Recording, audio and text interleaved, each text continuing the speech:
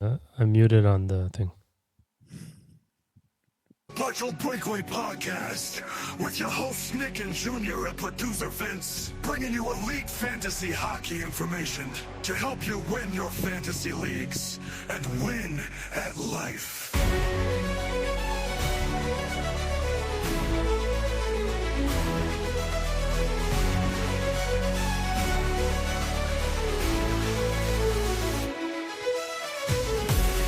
Episode 147 of the Partial Breakaway Fantasy Hockey Podcast. I'm co-host Junior, accompanied as usual by co-host Nick and producer Vince.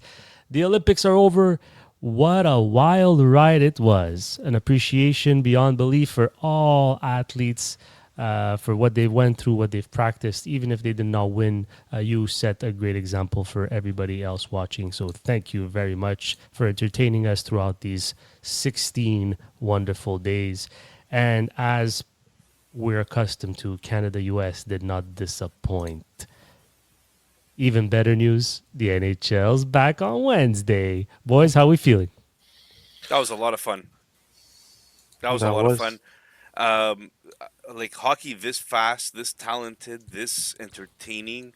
I think Canada dominated, and I tweeted as much for at least 2/3 of the game.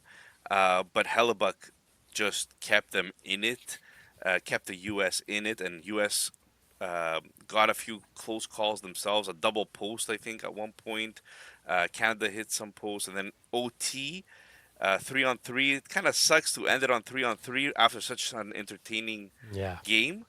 But credit to the U.S. They got the win. They stuck with it throughout the game, and lots of fun.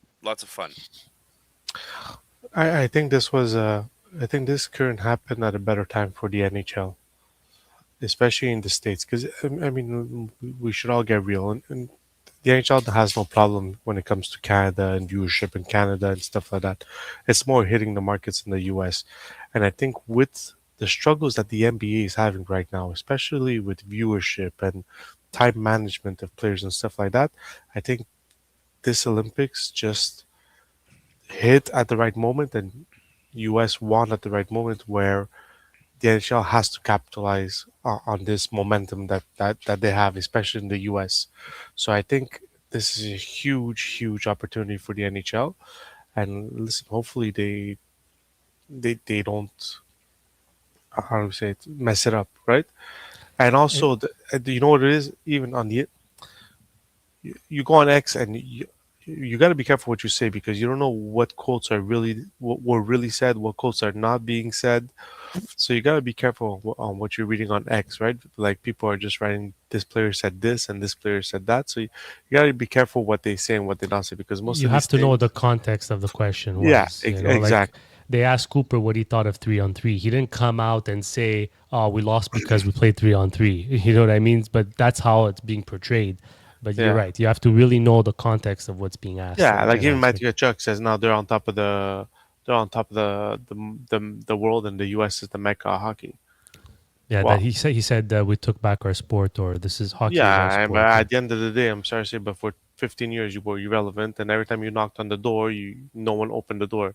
If you want to We should be, get into that later, but no, it's but funny. I just want to It's say, if you want to be, if you want to, it's you're at the top of the mountain now, yes, but to be the mecca, like he explains it, you need to make sure nobody opens that door and kicks you out, like Canada has been doing for the past 10 years. So and that's what's going to make the World Cup interesting in 2 years. That's what's going to make the Olympics in 4 years interested. Anyways, we're going to get into it But in the Admin yeah, Rush. there's so much more we're going to talk about in the Odd Man Rush. But I want to say two things.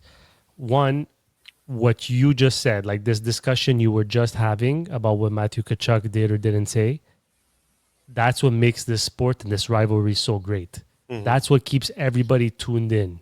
There's a good guy, there's a bad guy, and I mean, on paper, figuratively speaking, obviously, but like it's just great entertainment. I tweeted from our post. I was going back and forth with Victor Nuno, and I was like, this was absolute cinema, man. It was great. It was absolutely great. The second thing I wanted to say was I think it was Frank Saravalli who put out a tweet in 2011, I believe, or something like that. And the U.S.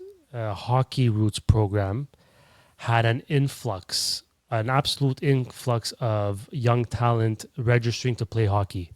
And he's like, Olympics 2026, watch out. The U.S. is going to be, and here we are. U.S. wins gold at the Olympics in 2026. So that's how far back it started. All these guys, right? That 25 years ago, 20 years ago, where were they? Okay, before we move on to the odd man rush, I want. Both of you get a chance to say something. I didn't get a chance to say Okay, go anything ahead. here. You started it. No, I like how you take over the whole podcast here. It's interesting, but at the same time, it's also interesting to hear a captain of a Canadian team, the Ottawa Senators, and some of his commentary during the Olympics about how he hates Canada. It's just a weird optic, let's just call it. When you hear stuff like that coming from a captain, right? The other thing I was going to say is that 90% of viewers last week were new viewers to our channel. So I want to kind of introduce us a little bit here because, we take it for granted. People have been watching, people have been listening, people have been subscribing. Hit that like and subscribe button. But for those of you that are new, that haven't followed us before, we are generally a fantasy hockey podcast that focuses on keeper leagues or dynasty leagues, more dynasty than anything, and salary cap leagues, because we felt that in the market there wasn't a lot of people that were talking about salaries, not a lot of people talking about dynasty leagues and projecting to the future. So these are the type of management conversations that we'll have. This is the type of fantasy that we are into, and that's what our podcast is all about. And we also have a lot of fun with it. So I hope you guys stick around for the ride and hit that like and subscribe button.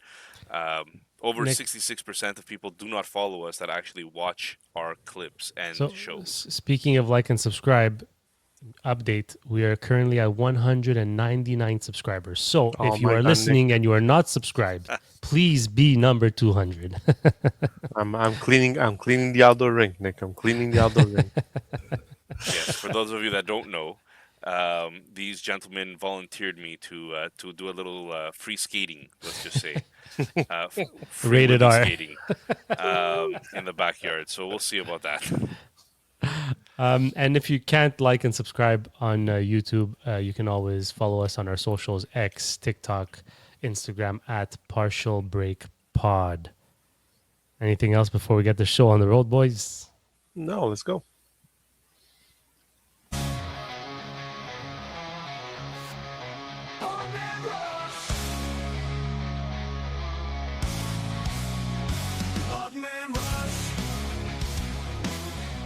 Yes, sir. The Odd Man Rush, where we take news, notes, and trends of the NHL and turn them into 30-second takes, which usually last 3 minutes. This segment is sponsored by none other than Sportira. You can visit them at www.sportira.com for all your apparel and team uniform needs, or give them a follow on Instagram at sportira.apparel.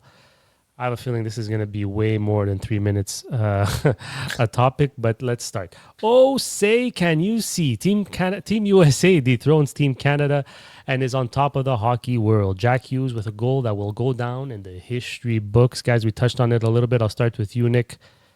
Tell us more about this Team Canada and Team US golden final.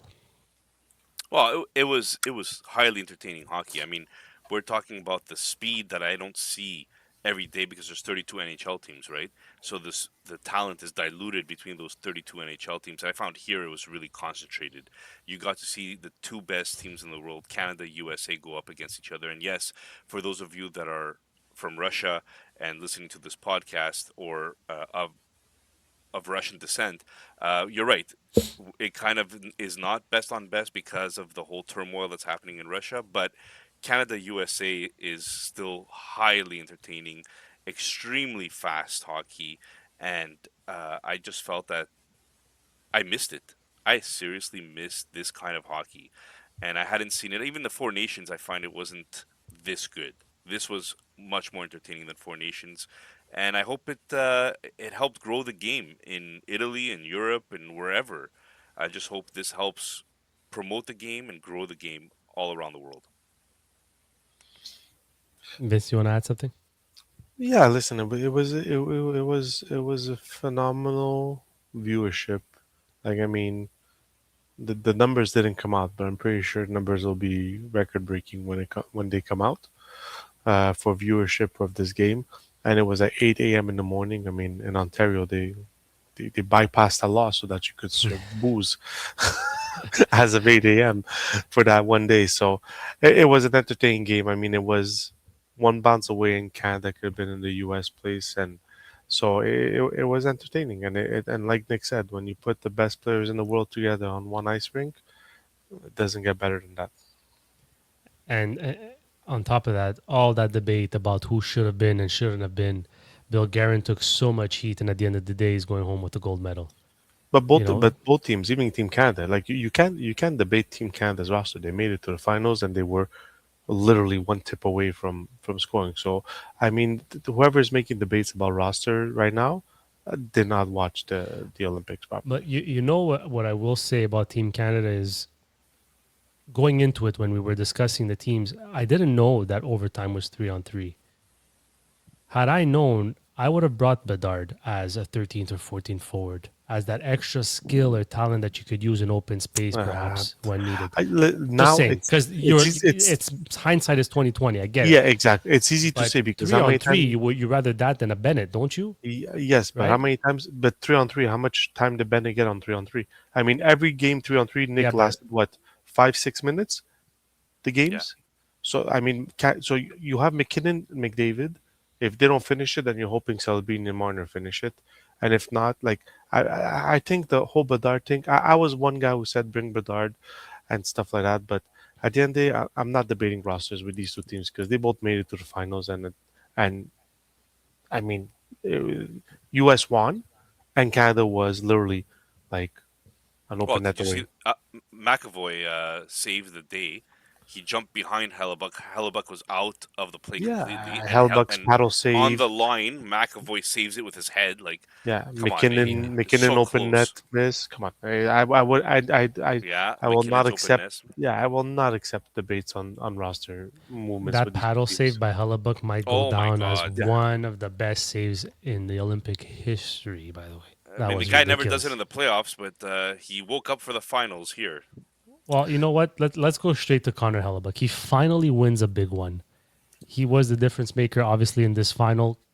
Canada took over two of the three periods, and Hellebuck stood on his head and did everything he had to do to earn his team that gold medal. Vince, I'll launch it to you.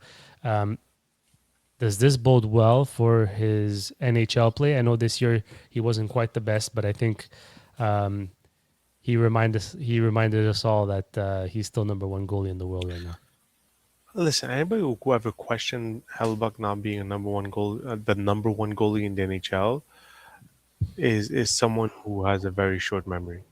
I mean, this guy won the Vezina 2 years in a row, like dominated with a team that wasn't supposed to be so dominant. It's because of him Winnipeg were finished where they were up in the standings, made it to the playoffs. So anybody who ever questioned Hellebuck was just someone who has a short term memory to me because every great goalie goes through a slump in their careers. It just happens. The only problem with Hellebuck right now is it seems that he's on a team that's on the down instead of on the up. So now the question is Winnipeg ready to sacrifice the future to make a run in the next 3 4 years for Hellebuck and Shifley and all the guys they signed? And the thing is, you're in a Canadian market, a small Canadian market. It's very hard. So that's what it's going to be. But to question Hellebuck's legacy, I think is just wrong. Mick, you traded him away this year. Anything you want to add? No, I mean, I don't think anybody's questioning his legacy. I think everybody's questioning the fact that he doesn't win big games or in the Yeah. playoffs. That's who he is. In the regular season, you don't care about that, right? In fantasy hockey, if you're not doing a playoff pool, you don't care about that. Um, but yeah, so obviously every goalie will go through a down period, and the great ones bounce back faster than others. To that point, Vince is absolutely right. Um, do I think that he is going to save Winnipeg's season? I still don't believe he will. No, no. Um, I think in that sense, maybe the ship has sailed for this year for Winnipeg. But Hellebuyck's still a strong hold for the next couple of years in fantasy, that's for sure. Don't you feel it's a bit like Carey Price here, where they're never gonna get to that ultimate holy grail of the Stanley Cup, but they got that gold medal Olympics behind on their backs at least. I Starting Could to mean, be. look awfully similar. Yeah. yeah. That's interesting. So I want to move on to another American player. This guy scored a goal that the rest of America will never, ever, ever forget. And this is the best he's looked in a long time. And I think that bodes super well for the New Jersey Devils. I want to know, guys, first of all, he was hurt early on in the season, came back, didn't quite look himself, then has a freak accident at a supper, cuts his hand, misses more time, shortly comes back shortly before the Olympics, tweaks something, misses a few games. This guy could have easily just given up on the season mentally and been like, it's just not for me this year, given everything he's been through. And here he is scoring one of the biggest goals in American history. Guys, Nick, Jack Hughes. Tell me about Jack Hughes in this tournament. I personally thought he was outstanding. Yeah, I mean, I doubted him. I was one of the doubters for sure. And not because I think Jack Hughes doesn't have talent, but we've spoken about it very many times, where even Neil from you know Devil state of Jersey's mind. Devil State of Mind. I was going to say Jersey State of Mind. Devil State of Mind said it is that this guy's all world talent, but just doesn't know how to stay healthy. And in that sense, you kind of felt that maybe, just maybe, there was something to be scared of. But if he's healthy, he's playing and he's playing great. So I can't take that away from him at all. Do you think he was playing well or had a good tournament because he wasn't the main focus on the opposition team? Because he had an Auston Matthews in front of him, he had an Eichel in front of him, so he wasn't that number one guy that teams plan against. I think he's got the talent of the world. Like in my opinion, like the brothers that the Americans should be celebrating are not the Kachucks because I feel the Kachucks were irrelevant in the important rounds of the U.S. in the Olympics. I think the brothers they should be celebrating are the Hughes brothers with Yeah. Quinn and Jack because they came up huge in the most important time for the Americans. So and that's where I feel we've always said it. Jack always had the talent. He was a number one overall pick. I mean, you're not number one overall pick just because they pick your name out of a hat. The problem with Jack is, can he stay healthy? I Is the thought that's how it reason? works. Yeah, imagine. Mhm. Is the reason you're staying not healthy because you're playing against the tougher opponents on the other team because you're that number one guy in New Jersey. You know, so that's where I think this year, if New Jersey does not make the playoffs this year, it'll benefit them for the future because it's going to give Jack some time off season, recover. But if the guy stays healthy, we know he had the talents of the world. But to you Americans who listen to us, apparently you are a lot. Well, I would be actually, since you mentioned that, we have the same amount of American listeners as we do as Canadian Canadian, listeners, exactly. But according to YouTube. and what I would be saying is I'd celebrate the Hughes brothers. I wouldn't look to me. Matthew Kachuk to me still looked injured. He did not look 100%. But he still was irrelevant, and so was Brady. It wasn't to me. The Hughes brothers are the ones that came in at the right time, at the right moment, and had a unbelievable tournament. So I for New Jersey, it's they knew what they had in Jack. Is can they keep Jack healthy? Yeah, well, Jack has to keep himself healthy, right? Yeah, he just seemed like every time he had the puck, he had open ice in front of him. It was just I don't know. He looked really really good. From one debated player to another, Auston Matthews shuts the critics and leads a team to triumph. gold medal captain of the American team, Auston Matthews. Vince, has this changed your perception of Auston Matthews, the player and the leader? My perspective with Austin Matthews was never. I don't know what my perspective on Austin Matthews was. Like no, but honestly, like people are At least he's saying, honest. like even the players are saying, oh, this should prove that he's a great leader. I'm sorry to say, I'm not taking Austin Matthews on my team to be a great leader. I'm taking Austin Matthews on my team to score 69 goals. Like whether he's a leader or not, I don't give a rat's ass. At the end of the day, I want him to score 50 goals a season. You understand?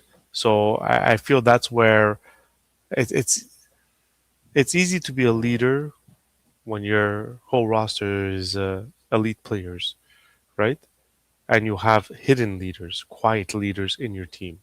So I've never had my I've never had a problem with Austin Matthews. I think he's a phenomenal player. He's a phenomenal goal scorer. And I think the problem is he's playing in Toronto where it's a high pressure market, a huge market. And to them, every year he's been there, it's Stanley Cup or bust. And that's the problem. So unless he wins the Stanley Cup in Toronto, unfortunately people are still gonna think that he wasn't a great leader. But at the end of the day, to me, I don't take Austin Matthews as my leader. I take Austin Matthews to score me 50 to 55 to 60 goals a year. That's the way I see it. Nick, did your perception change at all? No, I think Austin had a like we were critical of him early during the Olympics, and I think he just did his thing. He started getting points slowly, slowly, and he really came along as the tournament matured. So there was times I thought he was invisible during the Canada game in the finals. Like I didn't even remember seeing his name.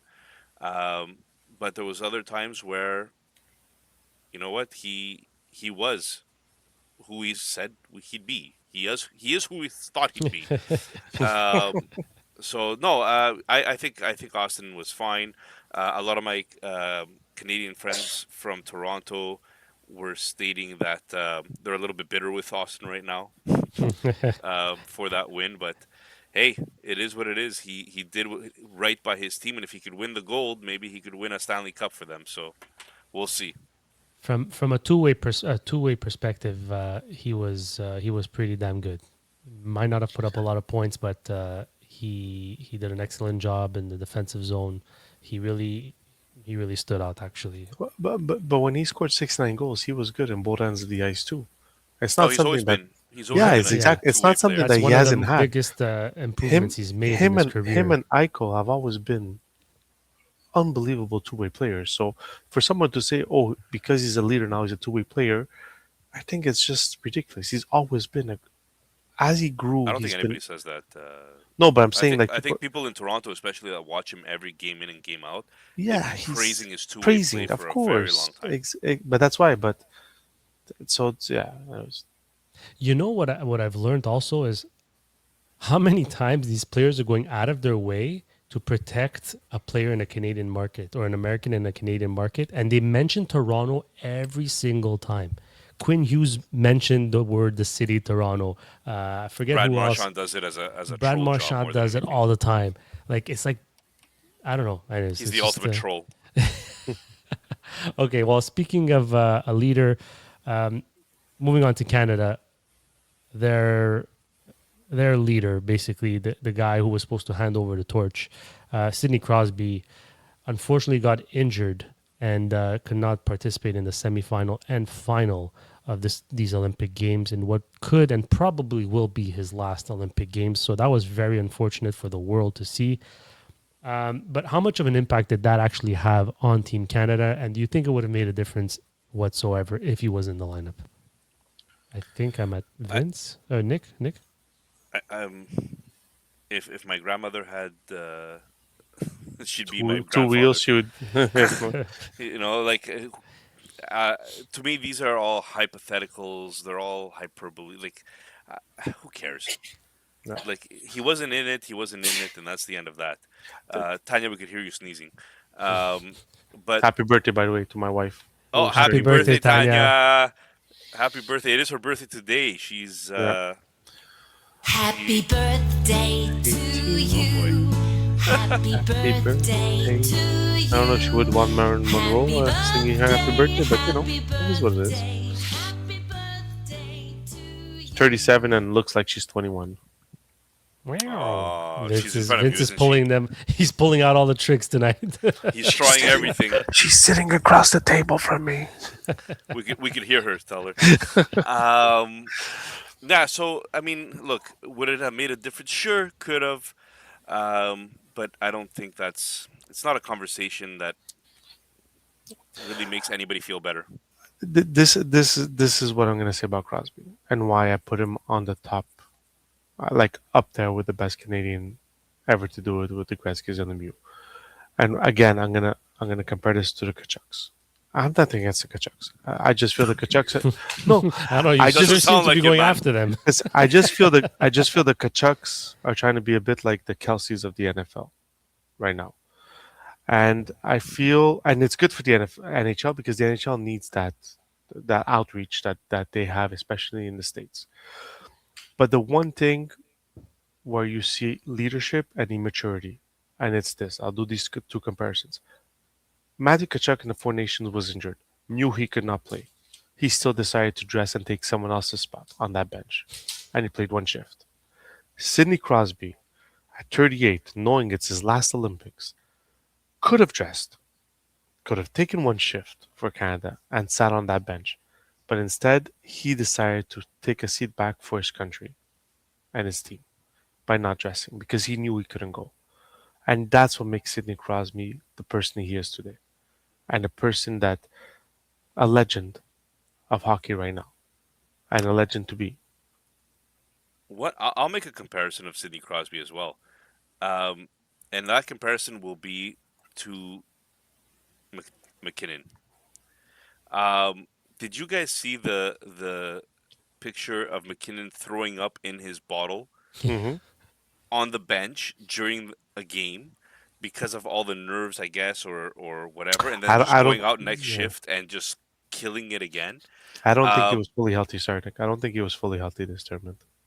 maybe not, but I mean, the dedication that Mm, Sidney Crosby has to, at this age, still be a relevant factor in a team comprised of all these superstar players, it just goes to show that his dedication, his focus, his intent is so strong, and that's what makes him relevant still at this age in the exactly. NHL. And McKinnon, I just find is right there with him. Like this guy is a beast, and we were joking about it on our chats. Um, this guy is a beast. He is so focused, whether it's the diet, whether it's the working out, whether it's the whatever, so focused. Like this is the kind of leadership I want Yeah. on my I hockey can team. there's another question Junior's gonna ask that though we have a good And comparison. I have a good it's comparison. so like we spoke of Auston Matthews, as a leader and as a player and so on, but it's rare to find a player that's a legend in both on like as a legend both on and off the ice, as a leader and with his skill. And Hmm. Sidney Crosby is the epitome of that, 100%. Yeah. Now, on to a player that this was supposed to be the passing of the torch, and he had his chance to mark his name in history. He had that breakaway where he maybe or maybe did not get hooked, but he did not in the end prevail for his country like Crosby did time and time again. Connor McDavid loses yet another final. As skilled and as dominant as he was throughout the tournament and throughout his career, does he need to win a big game to have his name worthy of being mentioned with the greats, the Gretzkys and the Lemieux and the Orrs and the Crosbys? Whoever made this Vince. question is stupid. And this is why. If Ovechkin doesn't win a cup but beats Wayne Gretzky's goal record, is he still the greatest goal scorer in the NHL? Yeah, Does he get named with all those big guys that you just mentioned? I don't know. No, he does. He's gonna score 900 goals in the NHL. Yes, he's So get, so he's there gonna you he's go. gonna So mark his name this, down in the this, history this books. so But but that's the does he have the trophy. aura that these other guys have that did both? Listen, I'm not trophies do sure. not trophies do not mark a legacy of a player. I don't believe in that. And trust me, I'm a Miami Dolphins fan in the NFL. I think Dan Marino is still one of the top three quarterbacks in the NFL ever had. Never won a Super Bowl. And I think Connor McDavid, what he does on the ice, and the determination he has on that ice, and like if people have been watched the Olympics, he seemed like he was on a different. Like when he had the puck, you would have thought that you were fast forwarding the game because of how quick he was with the puck on the stick. So no, he's gonna get his opportunity. Ovechkin, he's getting it. He got his opportunity twice. But Ovechkin, that's the point of the what question is that what he comes up short. at what age did Ovechkin win his cup? He won it I at don't know, 30s. 38 years old. 30s. 38. 38. He's 40. He won it 2 years ago. Was it 2 years ago Washington won? Yeah, Jeez, I'm 37. Yeah, getting old. but so he's got time, McDavid, to go. Okay, The all problem right. with The question was just forget about time. Does he need to win one? no, if he breaks all the records in the NHL, you're not going to put him up with all those guys. Yeah, but then Okay, what if you have to rank those guys? Where do you rank McDavid? I okay. rank McDavid. If he has all the records, I rank McDavid first. I don't rank who has the most Stanley Cups, because then you could have Claude Lemieux up there in the top 10. Nick, you're itching to say something. Go ahead. I'm itching to say a few things actually. Go, Nick. Want me to scratch your itch? No. I mean, I agree with Vince in the sense of this is a team sport, and like it or not, one player does not win you a cup in a team sport. And I think these are lazy narratives that are created, whether it's in football, because you hear it a lot in football, right? Well, he Yeah, never won the Super Bowl, never won the big game. never won the big one. Well, okay, does that mean Josh Allen is not one of the best to ever play the game, right? Or Dan Hmm. Marino, or whatever. Does that mean Mahomes is better than Dan Marino? Guys, You he know, was like 32 Ovechkin and he won in 2018. 32. Oh okay, wow, yeah, I that's thought what it I was thought. 37. Sorry, I thought But it he was was in older. his 30s. He was in his 30s. But for me, and I know listener Tasso is not going to like this a little bit, but there was a couple of times that I looked at McDavid and he did everything on the ice. He did everything on the ice, but it got to overtime and he's skating up the wing. There's literally three U.S. players in front of him, and he's like trying to deke all three of them. He actually got close to the net. I mean, I'm not saying he got a shot off, but there's other guys on your team. I know maybe in Edmonton you're not used to having too many people you could rely on, right? Maybe there's a Drysdale, maybe there's a Bouchard, but other than that, it's a little bit of slim pickings. But like, I just thought that was a selfish play.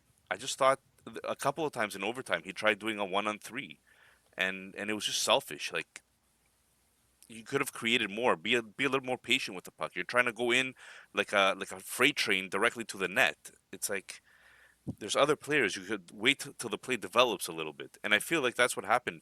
The counterattack with the U.S. was right after that, maybe a moment or two after that. And it's like, yeah, well, it would have been nice if we didn't have to have a counterattack with three U.S. players going the other way and you're behind the net on the other side. Anyways, so it's just a small gripe. He is still the best player in the world. Don't get me wrong. I think his talent, seeing it up close, especially, um, was remarkable. Um, I just feel that maybe could have been a little bit more of a better decision maker at that point. I'll tell you this though, exactly what you said is the reason why he's so good. Because if that goes in, we're like, oh, McDavid's at it again, right? Like maybe one out of every four times he'll do that, he'll get one in, 1-on-3. And then, the conversation is the total opposite now. So it's give and take. Maybe he didn't have to try it two times on the same shift, but yeah, I see it. And just to go back to the question if he has to win, we're not talking about the question wasn't based off is he a Hall of Famer if he doesn't win. The answer to that is going to be yes because he's trying he's changing the game. The question is if you have to rank the best of the best in general, yes, he's up there 100%. But if he doesn't win, I don't know if he's going to be ranked number one, despite of his skill and how good he is, because Yeah, but everybody else was able to take their team to the promised land. I understand. But if he has all the records in the NHL, if he beats all the records in the NHL, how are you not ranking him number one? Because he hasn't won a cup? Makes no sense, Junior. It It's makes it's a to me it narrative. makes no sense. Yeah, exactly. It makes no It's a sense if he narrative. doesn't. It's part of the game, though. Yeah, it's fine, but that's what Nick's Yeah, but saying. It's there's a You're narrative, playing but twenty it it. two other shouldn't. players you're Yeah, playing with. exactly. You're playing with three If sport, but if I hold the Crosby had freaking Kunitz, Colby Armstrong, guys. He didn't have elite studs on his team. Let's be he had honest No, Malcolm here. the but whole there time. was there He's was playing with team building. Draisaitl. He's playing with Draisaitl. He's playing with another top 5 player in the world. Okay, but Crosby he got never played lucky. with another Wait, top wait, wait, 5 wait. player in the Okay, world. But Crosby, he got Malkin weren't lucky. top five when they were He got when they were the lucky. same age. No, What? The Junior. team building around him was good. He was Come great on. himself, right? Did You did know, there was did McDavid ever have a? salary concerns. There was Yeah. goaltending. There Did was McDavid ever have a come on. There's flurry a in lot of Nets? parts that come into it. Fleury was McDavid a never. number one Yeah. overall pick. McDavid never had a Like, flurry. Malkin and Crosby in their prime were Draisaitl and Connor McDavid, whether you like it or not. So you can't say it's the construction of the Edmonton Oilers was Kunis was a 40-goal scorer. Yeah, but Yes, Hyman was a one-year in 50-goal part scorer. because of who?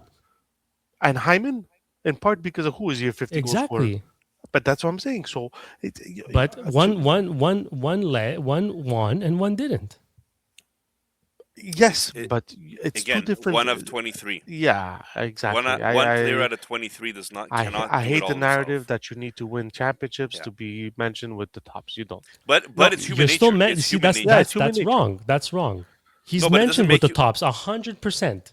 But it doesn't But make within him the better tops, if you because have to won rank one. them, he might not be a consensus number one. That's all. That's all Listen, I'm He saying. won't be consensus because of the fact that human nature looks for those championships. Exactly. You look for the championship. It's natural, but I feel like it's a lazy man's discussion. Yeah, of course. But Of when course. you're You know? splitting hairs amongst these elite, legendary players, that's going to be a criteria, and For the lazy. hopefully, yeah, for the lazy, I guess if that's what you want to call it. Anyways, all right. So moving on.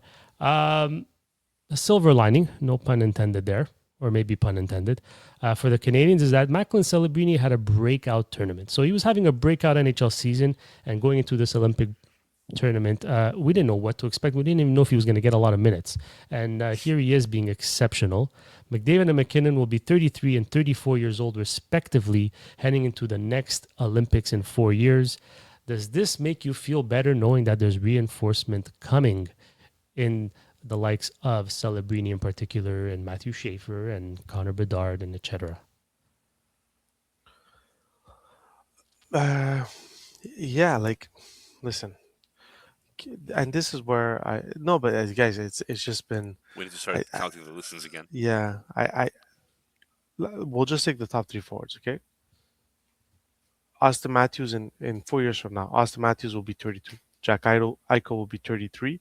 Matthew Tkachuk will be 32. McKinnon will be 34. McDavid will be 33. Celebrini will be 22. Who are you taking? Who are you taking on your team? Who do you think is the better matchup? I don't know. Those are quite big names that you mentioned there on both Yeah, sides. but are you taking McKinnon at 34 and Connor McDavid at 33 over Eichel at 33 and Matthews at 32? But what does it change? They were younger, more in They their were prime, and they They're still lost. better. yeah, they're we better, still lost and then this you- year.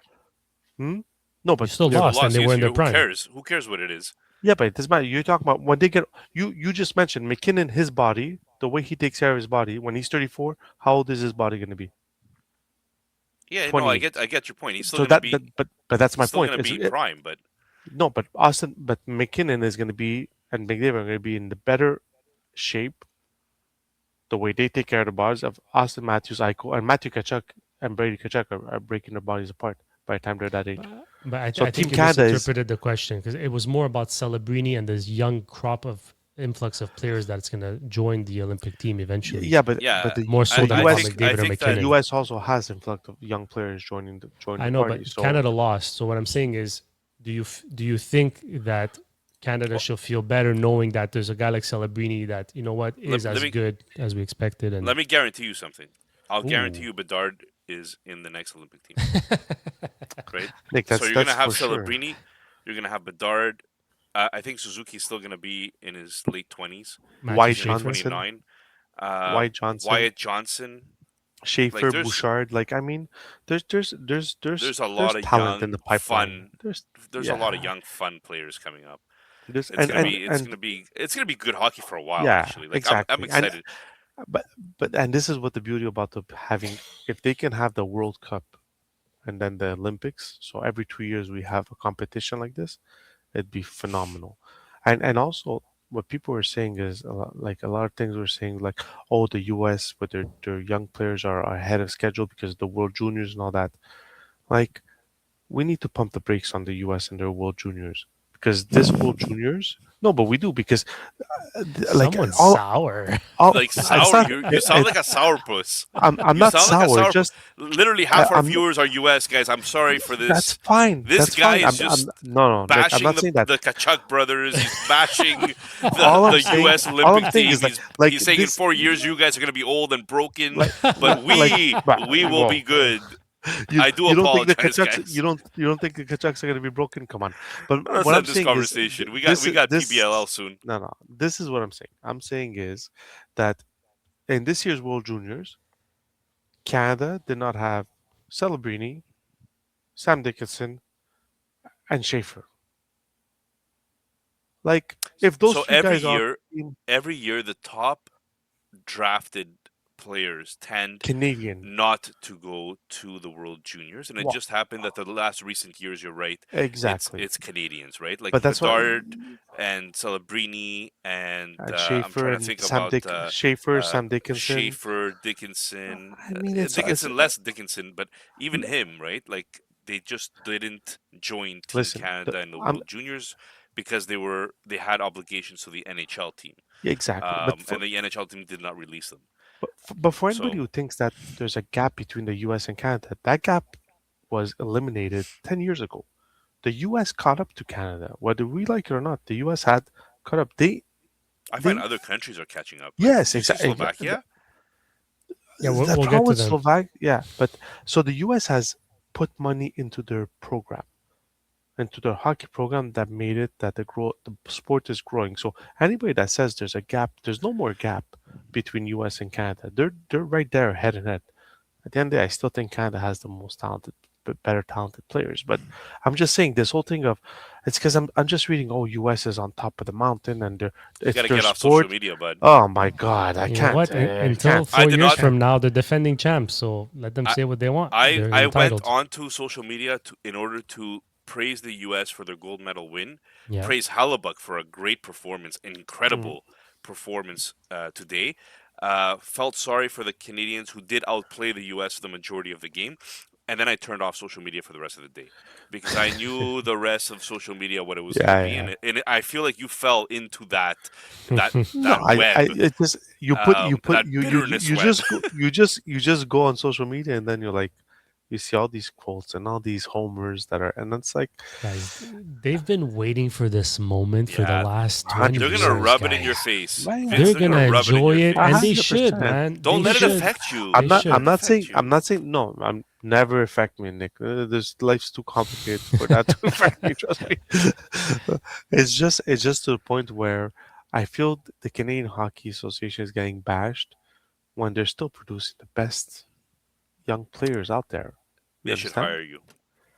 Like, so Just be their that's all I'm saying. spokesperson. Yeah, exactly. Come I'm get there. producer Vince, guys. You know, Come get As, producer as long as Vince. you pay me more than this podcast. there was a lot of talk, and Doesn't I take was much. one of. There was a lot of talk, and I was one of them that said this might be the best Team Canada team ever. But I think one thing's for sure is that might have been the best Team USA roster we've ever seen, because that Yeah, was one and the hell of a fear, complete like roster. my biggest fear was Binnington. Guys, there was no. Binnington was not bad. No, No, he wasn't bad. and don't get me wrong. Like the whole U.S. with the Gujo jersey with the kids on his kids That on was the beautiful, ice man. for That the That was was an picture. beautiful. awesome moment. I mean, Awesome come moment. on. Like we all know that Johnny Gujo was going to be on that team if he was still here. So I mean, that's the beautiful part about this sport, right? They all came together um, for one occasion, for one person, and the family was there too. So it was a beautiful thing for them, for the U.S.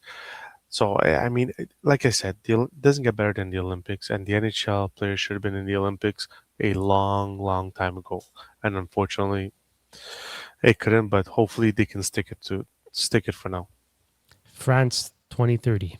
is the next one. France 2030. Before we We're, end book, the we're booking our report. Our what is it? Our journalist packs. Our media our media pass, media passes. pass, Media passes. our French media pass. Because you know what, We we're the speak only French. ones that speak French anyway. Hey, So Buffalo Bonjour, Sabres comment ça va? PR, check your inbox. We're awaiting a reply on our media pass for the draft, please. Thank you. Yeah, there you go. Okay, moving on from Canada and US to the bronze medal game between Finland and Slovakia. Big win by the Finns, 6-1. Disappointment or accomplishment for both Finland or Slovakia. Now, Finland is Yes, a we team are, that yeah. expected to do better or wanted to do better, complained that we got away with certain things in the semifinal. Slovakia is a team that just strives for a medal. But at the end of the day, Juraj Slafkovsky said this. I think being fourth and being last is the same thing. We don't get a medal, so it sucks. So my question to you guys is accomplishment or disappointment for both Slovakia and Finland here? if you ain't first, you're last. Yes, we had that thing. Yeah, no. So If you ain't first, you're last. okay. I understand why Slavkovsky said that, but wow, dude, like you impressed. Your whole country of 5 million people impressed the hockey world just getting this far. So I think it was a huge accomplishment for Slovakian hockey, and very proud to have seen this kind of performance. Finland really took out Slavkovsky in this game. They focused on him, and you could see that Slovakia just didn't have the depth. But very, very happy to see Dvorsky and how well Yes. he's played. Like he was absolutely on fire the whole tournament. St. Louis looks like you have a real one there. So, I was getting a little bit worried when I traded for him with Vince, because everybody I trade for seems to go down in the dumps. But looks like if every game could be an international game, this guy is real. Yeah, listen. I think Slovakia has come a long way from when Halak was in nets, and after his last game, he was afraid that his country would have been uh, not Erased from relevant. hockey. Yeah, not relevant in the international hockey scene, which isn't the case. So, and this is what it is. It's a beautiful game of hockey. I mean, we don't talk enough about the Europeans and the leagues that are in Europe, the Swiss league. We talk a lot about the KHL, but we don't talk about the Swiss league, the Swedish league, the Finnish league, where young players play there because they play against men. And we have to remember with Finland, they're missing their best player in Barkov. Like Barkov could have made a huge difference in that team. So, I mean, it's okay, but make a bit more noise. It's your birthday, like we're on air or something. So yeah, so I Happy birthday to you. and especially the thing that impressed me with Finland is after that Sweden lost, we thought Finland was out. And they came and they won the bronze medal, so good for them. And the one team that worries me, and maybe it was all about coaching, is Sweden, because I thought they were a bit disappointing in the Olympics. Finland went from reports that they wanted to bring Paul Maurice to coach the team to being a goal away from the gold medal game. Hmm. It's wild turn of events. Okay, so speaking of Slafkovsky and the Slovaks, Slafkovsky made the Olympic All-Star team. Slafkovsky, Celebrini, McDavid, Makar, Quinn Hughes, and Hellebuyck, of course. Any honorable mentions, guys, for you, or is that pretty accurate? No, that's fine for me. Yeah, same Vince? here. Same here. All right. Okay. So the Olympics did have a few casualties. We mentioned Crosby. Josh Morrissey is one. McKinnon seems to be one. We'll see what happens when he gets back to Colorado. Kevin Fiala, obviously, unfortunately, taken off with a stretcher. Hedman did not play. Got hurt in warm-ups in his last game. So we stay tuned to hear what Tampa Bay PR has to say about that. And Rantanen also did not play in the bronze medal game. This seems to be a medium-term injury, so pay attention to what's going on there. Guys, any of these names gonna cause a big problem? Like, are you worried at all about any of these names, or? I think you better pay attention to that in PBLL. Yeah. Yeah. I think we need to pay attention to a lot of players in PBL this week. Like I feel there's a lot of players McKinnon's, McCarrs that might not play one of the 3 games that are played. So it'll be interesting. I'm glad you Fia- mentioned that because Bedard, not Bedard, what's his name? Bednar? Bednar, yeah, he said. Bednar actually said that Yeah. he might let them rest the Yeah. first game. I think the biggest loss is Fiala, obviously, for LA, but I think it's a loss and a win at the same time because it gives them cap flexibility now to go out and go get a big player if they need to improve the team to make a playoff run. If he's out for the whole year and He can't play in should the be playoffs. broken leg, no? Oh yeah, Fiala, fractured, yeah, yeah. you're right. Fractured leg. There's no way. Yeah, there's no way he's coming back. All right, the Olympics are over. The NHL is back. We just spoke about some casualties, but here's a list of players who should and are expected to be back back in the lineups when play resumes on Wednesday. The notable players are Josh Norris, Gabe Landeskog, Alex Newhook, Elias Lindholm, Leo Carlson, Marco Rossi, Logan Cooley, Igor Shesterkin, Brock Besser, Adam Fox, Anthony Cirelli, Braden Point, Dylan Holloway, Robert Thomas, amongst many others. Guys, that's a whole list of names that I think everybody's going to be happy to see back on the ice, right? I will.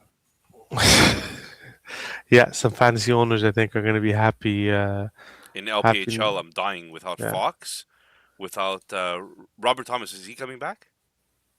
Did you mention him, Junior? Yeah, I did. Yeah, I did so mention Robert he's coming Thomas, back. like, I need these guys back now. Yesterday, I needed them back. I need them back. Okay, before we move on to a few, the last 3 topics, let's do a little quick break There's for 3 more topics? Yeah, 3 more topics, but they'll be fast. But let's a word from our sponsor, DraftKings Sport. Go ahead. DraftKings Sportsbook, an official sporting betting partner of the NHL, is built for the fastest game on ice. With player props and live betting, every shift, every shot, every save gives you options to get in on the game with DraftKings Sportsbook. Wednesday, the NHL is back in action with 8 games on the schedule. Have a look and see who you want to take your chances on.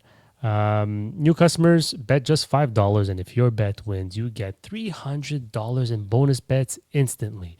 Download the DraftKings Sportsbook app and use code THPN. That's code THPN to turn $5 into $300 in bonus bets if your bet wins. In partnership with DraftKings, the crown is yours. Gambling problem?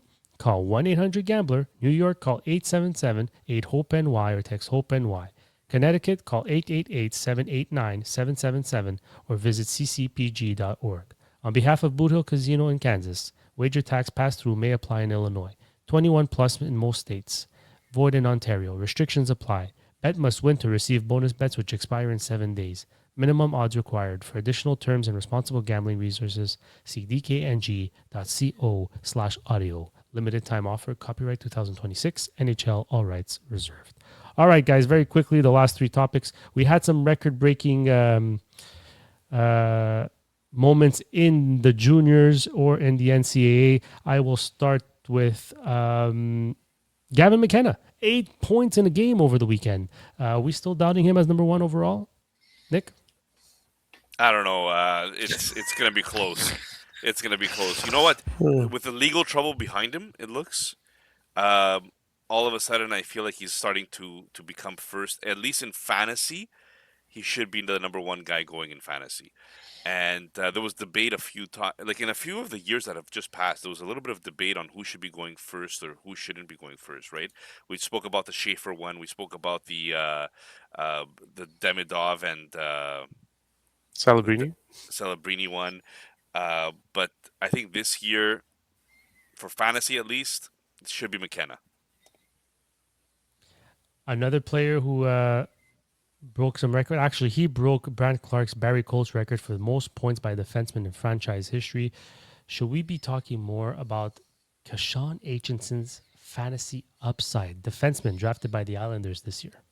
No, because to you, breaking records means that you could be the worst player in the NHL and not named with the top guys. That's the most ridiculous thing you've ever said. Listen, it's breaking records in juniors and breaking records in the NHL it's 2 different things. But listen, it's an accomplishment. But I mean, if we look at Clark, is he a top 5 defenseman right now? I mean, to that point, I mean, there's no guarantees, right? Yeah, That exactly. These right. guys I are think that's young, what Vince man. is trying to say. But Yeah. I remember listener Mavrukas, he literally was talking to me about Brant Clark and breaking all these records for the longest time before he was even drafted by LA, and he just went all in on Brant Clark. And we're still waiting for it to pay dividends, but I think it's close. I think Brant Clark is starting to round out his game a lot more now. And I think with Dowdy kind of diminishing, you're going to see Clark take over with a. I think Panarin there is going to help us a lot as well. Well, time's ticking. He's got like what a year and a half left before he turns 24. So or 2 years till he turns 24. Your age Mm. marker, Nick. Okay, last one. News during the Olympics. This guy was buried on the Boston Bruins depth chart for the goalie depth chart for a while there. Finally got an opportunity with Carolina. Boosie signs a contract extension 3 times 1.9 AAV. Sounds like a solid contract to me. Yeah, I mean, Boosie was one of those prospect goalies that Dauber was talking about for years. And all of a sudden, I see that Boston puts him on waivers. It's like, hold on now. What's going on here? Carolina being one of the smartest organizations when it comes to scouting, grabs him right away. He's shown this year that he is actually fighting to be one of the top 5 rookies the entire season, and he earned that contract extension, which is a team-friendly contract extension as well. So, Hmm. uh, yes, I love this Boosie thing. Yeah, I I'm agree. done. I'm done I think talking. isn't. Yeah, the problem is with Carolina, you never know with their goalies, right? Sometimes they might dress 4 goalies a night, so we don't know. Well, it looks like it's going to be Boosie and Kochetkov in the near future. Isn't Anderson? Doesn't Anderson have a I night think con? this is last year, Yeah. Anderson. Okay. I Well, can there you go. check that while Nick Well, plays the I on feel the. like they're doing the um, the Anderson thing is a 1 year all the time, right? Yeah. All right, guys, that ends our Odd Man Rush segment, and we will be heading into the next part, which is Confirmed that he's a UFA at the end of the year, Frederick Anderson.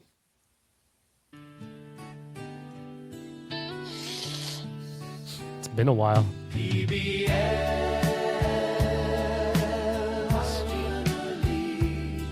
That Nick affectionately calls Pebble, but no one else likes it. Partial breakaway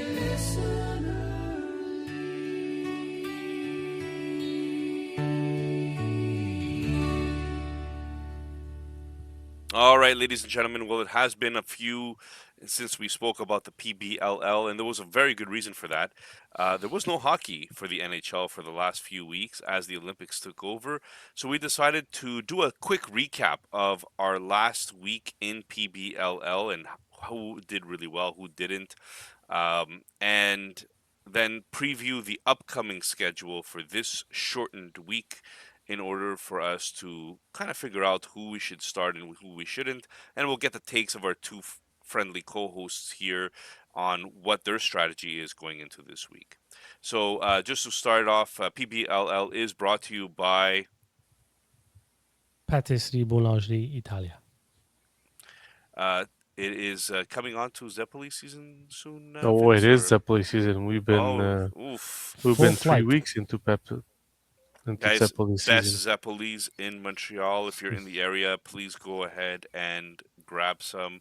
That person whose birthday it is today is the one that makes them by hand. Um, so just ask for Tanya. Tell her Partial Breakaway Podcast sent you, and she might just give you a smile. Um, Maybe, it's not sure. it's not a guarantee. The smiles are Yeah. hard to come by. Yeah. But guys, the week before we went on break, we had Vito P have a great week for the February 2 to February 8 period. He was number 1. Then we had David Hockey and listener Umni. Uh, Alien Invasion was number 4. Congratulations, Vince. That's actually pretty good. I don't see anywhere near here any of Junior's teams. Oh, he was 15th. Okay. I had ninth and 10th. And Commissioner Batista, number 5, number 7. Just some notables there. When it comes to Vito, just taking a look at who he had during that week. He had Celebrini, Tage Thompson, Stutzla, Brady Kachuk, Batherson. So he loaded up on Ottawa. Stutzla, Kachuk, Batherson. Darren Radish continues to be one of the surprises of the year for some. And Matthew Schaefer continues to be another surprise. Like these guys are just on fire. Alex Lyon was his goalie at $1.5 million. That's pretty interesting as well. Um, Other than that, guys, do you see anybody here that you would say makes sense? I mean, Ottawa was playing more often, and I think they had the easiest schedule for last week before the break. Yeah, that's what I thought. Okay, good. Thank you for your input, ladies and gentlemen. Let's move on to this week. Um, Vince, Yeah. what are your strategies this week? If you want, I'll do a very quick rundown of the schedule. There's a bunch of teams playing 3 times. Nobody's playing 4 times, and there's other teams that are just playing twice. So the teams that are playing 3 times is Anaheim, Buffalo, Calgary, Chicago, Colorado, Edmonton, Florida, LA, Minnesota, Jersey, Islanders, Philadelphia, Pittsburgh, San Jose, Seattle, St. Louis, Tampa, Toronto, Utah, Vegas, Washington, and Winnipeg. I'm not going to name the other teams because they're all playing twice, and it's just really long. You go, Nick. Vince, Yeah. talk to me a little bit about what your strategy is going into this week. My strategy in this week is any big player who played in the Olympics, I am avoiding, just because I feel like teams will give them at least a game off, or because remember, teams have been practicing since last week. They've been back at practice since last week. These guys have still been in the Olympics. So I feel that some of them, especially like we said, there's some guys that weren't feeling to 100%. So I would stay away from the big players that played in the Olympics. I think their teams are going to give them a day off, a game off, so they'll go down to 2. So I think in this week is really concentrate on ELC contracts that are like Leo Carlson, if I'm not mistaken, might be coming back. Bedard, those contracts because they had a week off. They're coming back. So that's my concentration is basically on that, and then a lot of Russians. I'm not gonna lie, put in a lot of Russians on my team because they didn't play in the Olympics. So that's where I stacked my chips with. Junior? Yeah, I did a bit of the same. Tried to avoid the big guys. I avoid Colorado. McKinnon and Makar played a lot of games. The coaches already said that they might not play the first game. So yeah, I like Utah. They played 3 games. Logan Cooley, Dylan Genter, these young guys. Vizmelka too. Those are the guys I'm looking at. I like Kaprasov, even though Boldy and Quinn Hughes might not be there. He doesn't need anybody to get points. They played 3 games, so I like Kaprasov. Is Cooley And back? he's playing with he's been practicing with a regular jersey, so he's expected to be back, which is why I paired him with Gunter in one of my teams. Yeah, that's pretty much the strategy. I have Alex Tuck for Buffalo, Lane Hudson, Radish, and on another team I have Joey Decord. Seattle plays 3 games. Yeah, and the reason also I like Utah, I wanted to mention, is because the first game they do play is Colorado's first game. So if Colorado is without McKinnon and Makar, it's a pretty big absence. So yeah. What about you, Nick? Yeah, so I had something very similar. Basically, I went Russia. I went Team Russia. Kaprizov, Kucherov, these guys need to be in your lineups. Sorokins need to be in your lineups, or Vasilevskis need to be in your lineups. I went with Bedard, those who were scorned, I call it. Cutter Gauthier, Bedard, Darren Radish, Lane Hudson, maybe a Cole Caulfield, like guys who just did not make the team. and feel scorned. I think those are the guys that I'm going to make my team Hades out of. Just a lot of hatred there, for Hades. That pretty much does my strategy for this week, guys. Are you excited to have NHL hockey back? Oh yeah. Do you feel we'll be a little disappointed with the first few games because it won't be at the level of the Olympics, like at the speed of the Olympics? I think there's going to be some rust. That's for sure.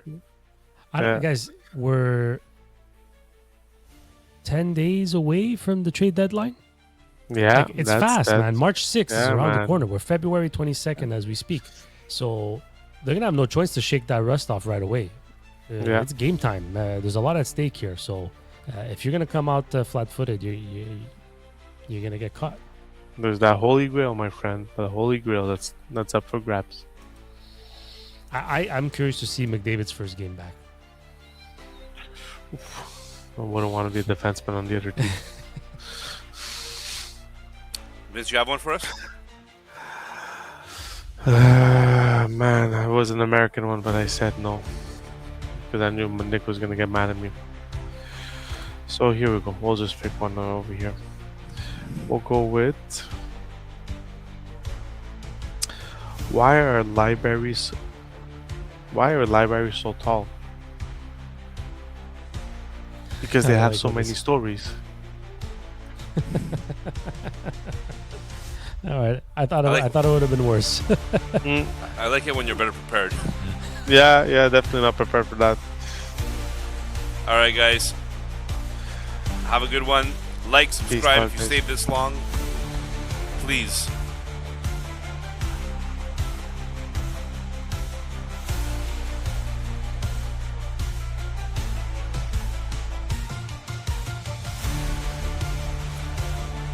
Anytime. Only when I feel like it.